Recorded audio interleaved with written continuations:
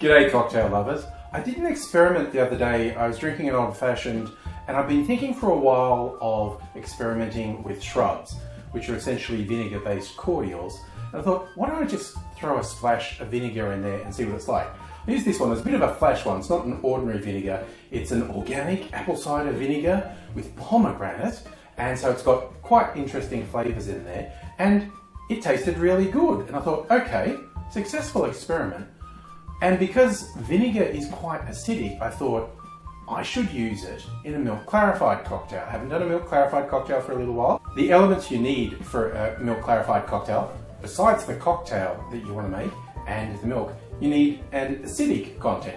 So if it's a cocktail that already has citrus, you're done. But this time I thought, let's do vinegar as well. I had an orange I wanted to juice because I'd used all its peel for garnishes. So that decided what volumes I was using because I came up with 90 mils of orange juice. So here's what I put in the cocktail. 90 mils of fresh squeezed orange juice, then 90 mils of vinegar, followed that with 90 mils of a very strong spiced tea, and then some booze, 90 mils of overproof whiskey, followed that with 90 mils of overproof rum, and then I put in just 60 mils of sugar syrup.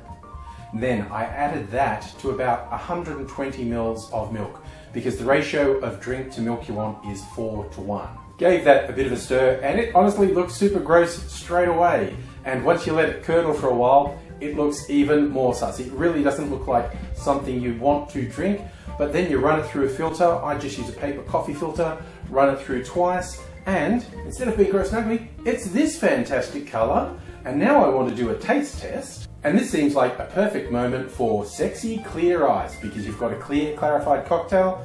So I just poured it over a big chunk of clear ice. And now to taste. Oh, I can actually taste that undercurrent of vinegar in there. It is not at all like drinking vinegar, but I thought there's something different to how I usually make these. It's the vinegar. It's a very interesting, clean sort of taste, and it's just vaguely familiar of like salt and vinegar chips, but with that orange juice and the tea flavors and the booze flavors. This is a really refreshing drink. I'm definitely going to experiment more with vinegar and different flavors in drinks, and I'll share them with you at a future date. Meantime, I'm going to look after this. I hope you look after yourself, and I hope to see you again soon. Cheers!